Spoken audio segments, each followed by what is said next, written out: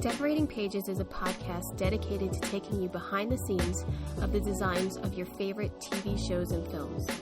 Each episode, I'll be sharing design stories from some of Hollywood's most famous sets. Interviews from set decorators, production designers, directors, and actors about creating the look of TV and film, about their design inspirations, and stories that take sets from page to screen.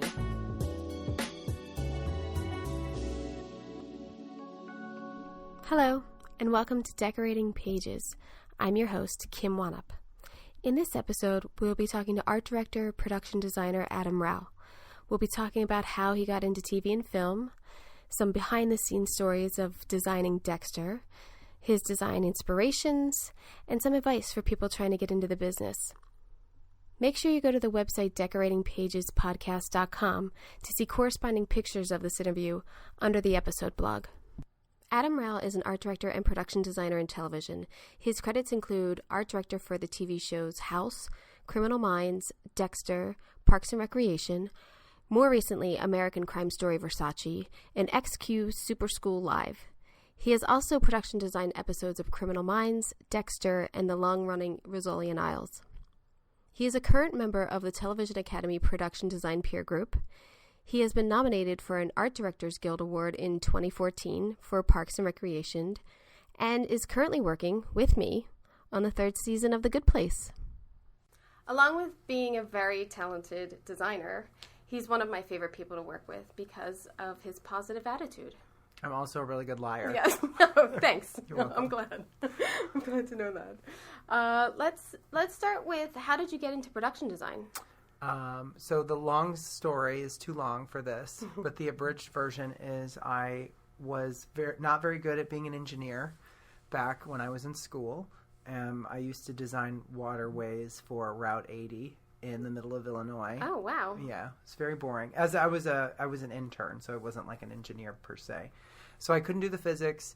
I didn't have the courage to tell my parents that I couldn't do it, so I basically not failed my way through, but I didn't do well in the sciences or math. So I needed an alternative major, and I switched to theater in my junior year because it was all I could afford. Right. After going through 2 years of engineering school. And did theater for quite a while. I was a painter and moved to Los Angeles against my own will in 2006 after being a traveling scenic artist. I traveled all over from Florida all the way to La Jolla Playhouse and Indiana. Oh, that's fun. It was fun, actually. I lived out of my car, and I probably could have kept doing it, except my taxes got complicated, and friends. This is pre-Facebook, really. Right. Social media. Pre-social media. No one knew where you were. No, and I hardly knew where I was. And so I landed here, and my first job was working in print ads with a guy named Ron Zacher, who's very cool, and moved my way up through that world, and then just started getting television gigs, and then finally tasted the blood of scripted television through the TV show Mad Men. And that was my first PA job in the art department there in 2006-07. And that paved my way for my career. People have told me to take Mad Men off my resume because I'm now a production designer, and it's like it's all anybody still wants to talk about. So until it doesn't resonate in an interview, I'm going to leave it on. So that's kind of how I landed in television production design. That was 2007, and then over the course of the next X amount of years, I just kept moving up and aggressively saying yes to just about any job. Right. I did production design for a sex toy late night show. Nice. It was that actually I didn't see that on your. I don't keep that one online. That's just for things like this. But yeah, I've done a lot of really random jobs. Any way that I could get work to kind of keep exposing myself to different forms. I think I would say that you probably would agree that you have no idea how many different jobs we can have until you start saying yes to the weird jobs that you can have. Absolutely. And every job that you have, even though you think it's minuscule, you learn something that helps you along the way. Yeah, you pick up a contact, or you pick up a new place that you've never been, or a place that sells things that you didn't know people sold. The fact that there's Christmas shops open year-round in Los Angeles, I wouldn't have known that without doing, Christmas in July style shows. So that ultimately, people have asked me, would I do movies? Well, of course I would do movies. Who wouldn't want to do Harry Potter? Who wouldn't want to do that? But I really like television. I love TV. I like how it's quick. Yeah. It's kind of a morbid thing to think about, but I like that television dies quickly. You're never really thinking about things for super long periods of time. Where movies, granted I haven't done them, but listening to people talk about thinking about the Great Wall of China for 6 months, 10 months. It's almost that thing of, I wish I had more prep time. And then when you do get more prep time, you're like, didn't we shoot this yet? Aren't we done with this? Right, and the more time you have to think about the more time you change it. Yeah. And then and sometimes changes modern things up. I mean, I can't tell you how many great ideas have been, messed up by too much time, in my opinion. Some of the most spontaneous, wonderful things I've done have happened in 25 minutes. Yeah. And I think design-wise, sometimes when you have too much prep, you linger on these details that you shouldn't be lingering on because you made that decision already. Right. And I think that's one of the key things in television, that we make such quick decisions that it's a blessing, in a sense, that we don't have to keep going over it in our heads. And I think that I'd love to do a movie too, but I love television much more. Yeah, so I agree with I you. also feel like the long format, the marathon style, I don't know why there's a part of me that really enjoys, at least, it's probably just job security. It's probably that basic. But I'm not looking for a new job. Although movie jobs can last a really long time. Living with a character for that long, understanding what their house is like, and then they move in, what does their house become like, and who comes into their life, and how does a baby change it? Yeah. Those are all things that a television show explores, I think. Oh, definitely. And you get to grow with that character. Mm-hmm. You decorate or design with that character, like, through seasons, and that is one of the things I love, because I love to stay with the show as long as it, like, I'm a finisher. Yeah. Like, I kind of want to, like, watch them grow and decorate with them. Yeah, I've actually bounced around a lot. I have the longest I stayed with the show was, I stayed for 60 episodes of Criminal Minds. And that show isn't necessarily that the characters didn't grow. It's just that they focus on the kind of murder of the week more than they do the long term. I did Dexter, but that was split up. But Rizzoli Isles was the show that I was on the longest and grew with that show. And I grew up as well. I mean, they were incredible to hire me as a production designer when the previous one left. And I took over. And that was, they knew that I was growing. And the whole show was kind of growing all along. That was a good one. You bring up Dexter. With that show, did you have a favorite set there? Well, the very first set that I got to design on that show was one that I still love. It was, I can't remember the name of the character now. He was the protege photographer. Do you remember the show very well? It was in the last season. I didn't watch the last. But he has a loft department, and the challenge to that set was not necessarily the design of it. That was fairly easy in the sense that it had to look cool, and the kid had a lot of money, and it was that we had to tie it to an exterior that was really close to the lot. And for people who don't know what that means, like, obviously you're going to have a night stalking scene. It's Dexter, and he's probably going to kill this person. You know that even if the story isn't leading on to that. Or you need to be prepared for that, because if a producer comes to you and says, we got to do an exterior, and you don't have a plan for that, you've screwed yourself. So you have to be one step ahead of that and think, what could they possibly write, and the design of it, how can I make that work for us? Right. Yeah. And so finding the exterior that was within a certain parameter of the lot and that looked like Miami-ish, which has now been turned into that really high-end meeting space right next to Sunset Gower. It's not the... Is it like a live work? No, it's you pay a per month to have office space there. It's a creative workspace. Oh, nice. I can't think of the name of it right now. But anyway, we found that place, and then that informed the rest of the set. You know, that actually made it different. I do want to say, a little bit ago I talked about spontaneity. Mm-hmm. I said 25 minutes to make something. I think it's important to point out to people that is generally what we get. That's not like that's luxury. Not exaggeration. That is what you are up against in our world. And that set that I'm speaking of in Dexter, I'm fairly sure came out of a very quick meeting to like, we need to build this. We're not going on location because of X, Y, and Z.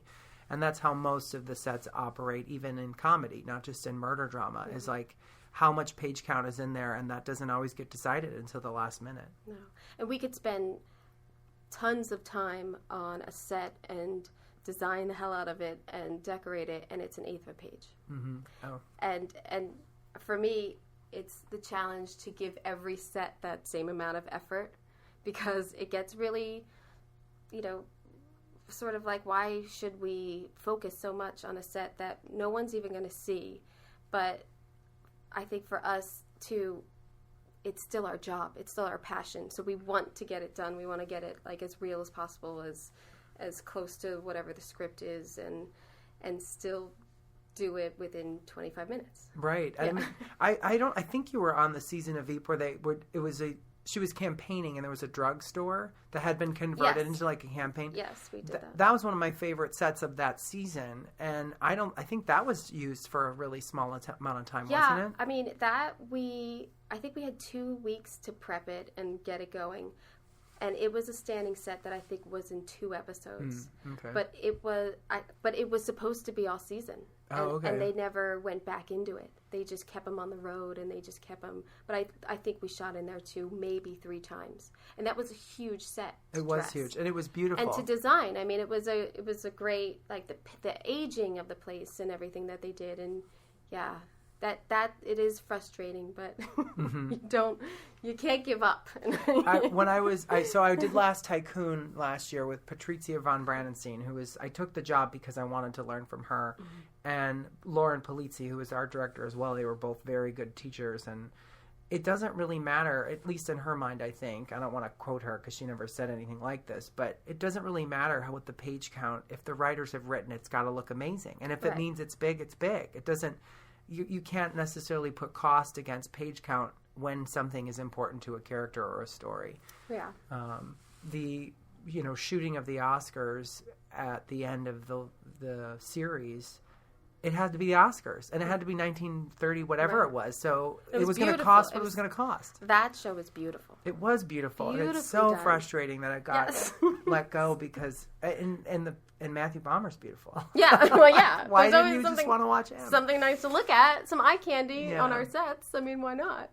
Yep. Yeah, that is that. But that's painful. That's a painful thing of like, God, this beautiful.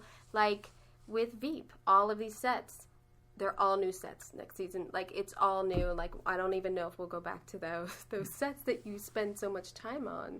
It's just it hurts my feelings. But you still give it 100% because it's your work. It's what you're there for. Speaking of percentages, you're basically, I would say, the art department in general and set deck together. I don't know how well people know how they differ or merge or not, but basically people creating scenery have a 50% chance of being wrong.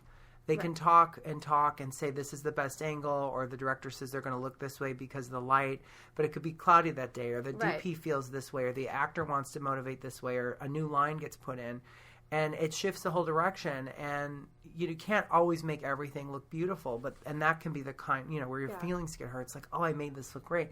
But then you have to kind of learn how to divorce your emotions from it, because the probability of being wrong is actually high, I have found. Oh, yeah, and the trust that we put into, we're only going to see these 2 walls, and then they do get to a location or something, and then they turn the camera around, and it's so hurtful in a sense of like, I could have done that, or I could have made that look better if I had known.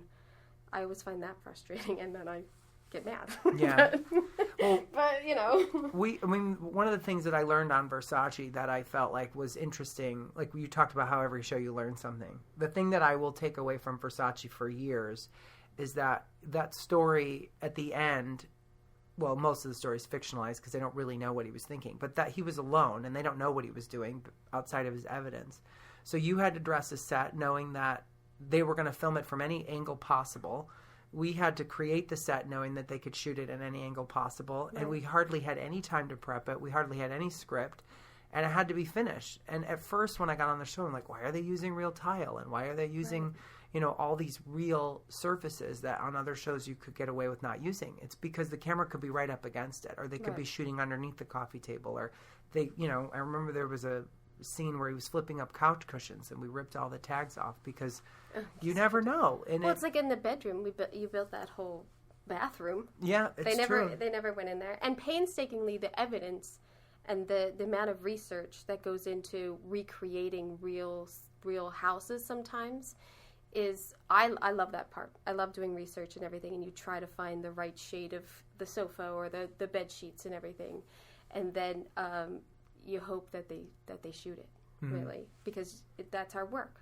And that show, I felt like they did. They did. The work that we did was they showed it, and the show was beautiful, and it was shot beautifully, it was lit beautifully. That was the lesson I took away from that, is just when you know the director or the writer is going to want it, you have to finish it. Yeah. What classic movies do you think are iconic in design? Oh gosh, that's huge. A classic movie? I mean, what's interesting is I'm going to say that the Goonies is not necessarily classic, but I would say that, you know, people would never put that in that category. But for me, the iconography, that skeleton keyboard and that giant water slide canyon and the house at the beginning, how it counterpoints the adventure later. I mean, it's so inspiring. It is. I can't even believe you said that. It's so inspiring. That one, I mean, in the Sound of Music, I know that's hokey, but it made Austria, and it made that town and that house a character. That's also kind of, you know, a cliche one, but those two movies, I think, are the first two that come to mind as far as, like, what is an icon. What is your favorite game show? Ooh, to watch or to design-wise? Design-wise. Well, I definitely remember the design for the one with all the suitcases being iconic. Like, that changed the way game shows looked for a while. The one where the money and you had to count the suitcases. Yeah. I don't remember the name of that one. Deal or No Deal. That one changed the way game shows looked for a while. Of course, the Wheel on Wheel of Fortune is like... Well, no, sorry. It's easy. Price is Right, actually. Price is Right is easy. If you ever... Before they renovated it, for people who don't know, it was trash inside. It was like Christmas lights on gold chain. Everything was it was dusty. Going back, because it's dusty, and it was like fake plants that had not been dusted for years. No. But they rolled them right out on stage. It looked like $1 million. I want to say that it looked amazing. But they rolled it out on stage. That was before HD. Because you could not roll that shit out. They updated that set because they had to, because there's probably a fire trap. Everything above... The flammable curtains could have gone up at any moment. I should say, too, I worked on game shows. And one thing that people don't know about game shows from the art department that really is tough is that all of that stuff is legal. I mean, you're giving people prizes, so it has to be tracked, and envelopes have to, you know, they've screwed up on the Oscars. And that's right. In game show world, too. And I did a game show called Big Saturday Night. And it was all about stunt gaming, like where people would be attached to like bungee cords and have to run in the opposite directions to grab money. Where is you try telling a lawyer how to make that fair? Like, who knows? I mean, like, this was on it was on the Game Show Network. It's a very short-lived game show, and the art department then that is when art and legal butt heads, because you're like, I don't know how to solve this problem to make this game more safe. So like when game shows like Minute to Win It come around, or but why was safe? Well, I guess they have to be fair. So, like, you can't... I mean, I don't know if this was true or not. I'm trying to think of a good example of, like, how to make sure... Were you coming up with the... How it worked, yeah. But you weren't coming up with these two people run in different... No, the writer department... The writer, they did that. So, it was a live game show on a Saturday night. On Tuesday, we would get a list of, like, 10 games that we would workshop by Wednesday, and then that would get pared down to like 4 games, and then that they would pick maybe 3 out of that. Oh wow! You know, where we'd have to like, okay, how are we going to make a game where people are in wheelchairs and they have Velcro pizza and someone's throwing the toppings at the other end? It's like Double Dare.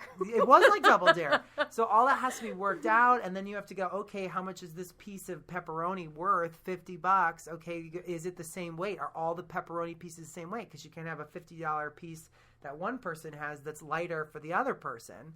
All that stuff was like, oh my God, pulled my hair out. But it was fun. It was a whole different kind of challenge. Anyway, that was a long answer. No. Because I have my friend Sean Page on, who does Wheel of Fortune. Oh, okay. And so it's one of the questions of like, you don't think about game shows as these like design shows. No, I'm glad you brought it up. But we've all watched them, and I think that I think there's something about invoking excitement in design that's a challenge. Mm-hmm. And I think it should be recognized in a sense of those I watch those and I want to be on that show. No, you're totally right. They take so much art department to make. You have to make all those prizes on Prices Right have to look appealing week after week. Like, how do you make a scuba gear for two look nice when they send you a box full of stuff that you're like, I don't even know what this is. You know. Are you going to talk about that you won on Prices I wasn't Right? going to, Yes. but you brought it up. Yes. Despite that, I guess I'm biased when I say it's my favorite game show because I did win in September 2 years ago. I was on, I guess, the price of a grill. My dad was very proud. Nice. And then, I hope he was proud. I think he was proud. He was proud. And then I guessed whether or not fish fillets, I said fish sticks, and they were fillets. I think they changed it in post. And were the same price as Asper Cream, and I won a trip to Maui, which I went on. Which is fantastic. It is. And anyone, you should go. If you've never been to LA, when you come, yeah, it's so exciting. I've been there 3 times in the audience. Okay. But I've never been picked. And every time my family comes, we go to Prices Right. Oh, you gotta go. I'm so blacked out. 10 years, I can't be on it again. Well, that's 9 or 8 now. Well, that was like Wheel of Fortune because I worked on it. Oh, really? You couldn't be a contestant for 10 years. It was the same deal. I'm eligible now, but I Okay. Yeah. Price is Right. I think it would be more fun than Wheel of Fortune. I think you have to audition to be on Wheel of Fortune. Yes, you do. What piece of information can you tell future production designers that would come in handy to them? Well, the first thing that comes to my head is that they should learn how to draw. I did not have art at the school that I went to because I was from a small part of Illinois, Ottawa, Marseilles, really. And I wish I would have learned to draw at an earlier age. I'm not saying that's a disadvantage or making excuses, but to be able to communicate by hand visually is a very important tool. And I wish I would have learned how to do it, or watercolor, or as in sketching or like mechanical. Sketching. Because if you're some production designers never have to draft. I know. But almost everybody actually, I think, in the art department, not designers excluded, has to hand draw something at some point. And so learning how to scale, learning how to draw anything, even if it's not mechanical, just sketching, I think is important. What part of this process do you love? I think, I guess I would say the people. Otherwise, I could have been an engineer, and I think that's why I didn't, part of it. When I was on Criminal Minds, which is one of the darkest, most sinister shows, the production meetings, I sat between Vincent Jeffords, the production designer, and the effects man, Andre, and we laughed through the entire season. We should not have been laughing as hard as we were, considering the content we were creating, but we had so much fun. The very first meeting we had 2 weeks ago, I turned to Ian and I was like, I'm so happy to be on the show. Funny people make funny and serious stuff, but being with fun people is why I think I do this work. I could do other things, I'm sure, but I don't know if I'd make a very good bank teller. I think you would. Because like you said, you're a good liar. Yeah. Oh, you're balanced? Don't worry about it. That's right. That's good. I don't know. I guess it's the people. I think the thing goes back to where I was saying that it dies fast. When I was like 10, I wanted to design roller coasters, and I wanted to be a fireman, and I wanted to like do who knows how many things, design houses. And in this job, despite it wanting to pull my hair out and racing across town and ruining weekends and family events, I love that I get to design one thing one week and the next thing the next, just having a conversation about a hilarious restaurant for the show. Right. And then 10 days ago we were talking about a bridge, you know what I mean? And then it's here. Yeah. And it's built and it's done and they'll shoot it and then in 2 weeks it'll be gone. I'm glad there are architects, but I couldn't wait 10 years to see a project be born. No, I couldn't do it either. I worked in an architecture film and they were picking out furniture and tassels for pillows that they wouldn't see for 2 years, and I was like, I'm out. Yeah. I can't. I don't even know how do you stay I know they have a different frame of mind, and I'm happy that they do it, and I'm jealous because in some ways what an amazing thing to build a building that's forever or, whatever. But I didn't have the stamina, I think, is ultimately what it came down to. I might be too type A or too ADD or a mixture of both, and so having these things happen quickly is part of the joy. Well, you kind of answered. I was going to ask you, what do you hate about this? Oh, what do I hate? Well, for me, there is a lot of sacrifice. I go to do tours and talk to students, and people asking them, I'm in a healthy relationship that I love, but the divorce rates are high in our business. And, there's a giant sacrifice to be in such a fun, limelighty style career that like your personal life is a little bit sacrificed. I think that's the part that I don't like the most. Yeah. It does take a toll. And early mornings. Early mornings are the worst, man. I am such a night owl.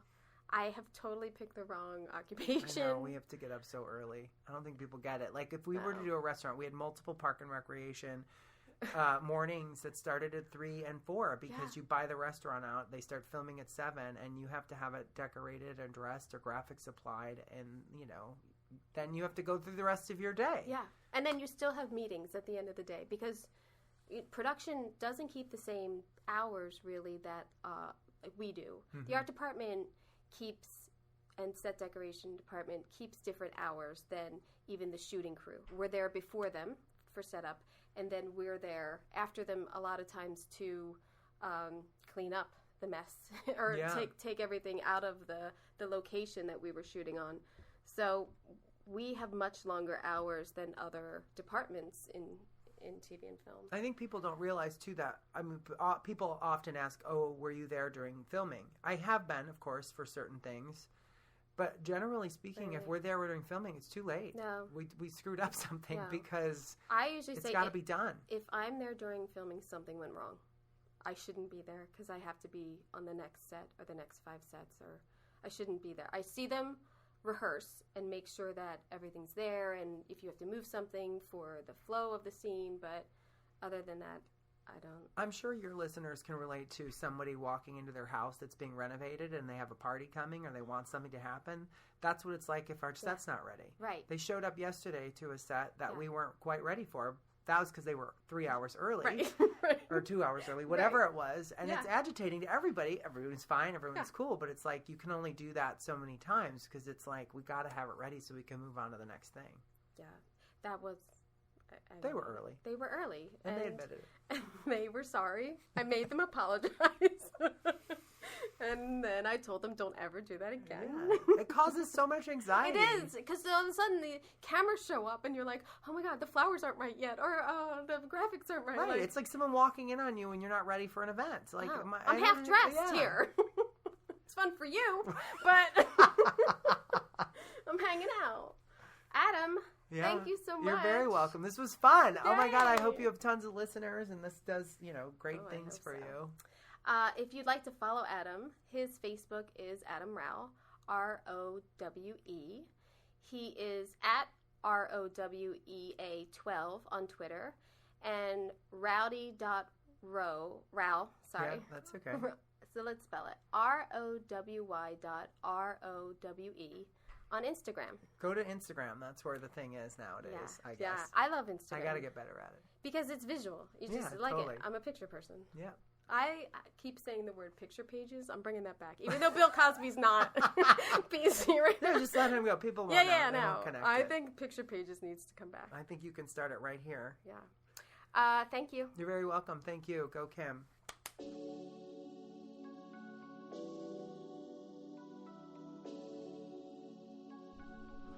Adam is so much fun. I can't thank him enough for joining me.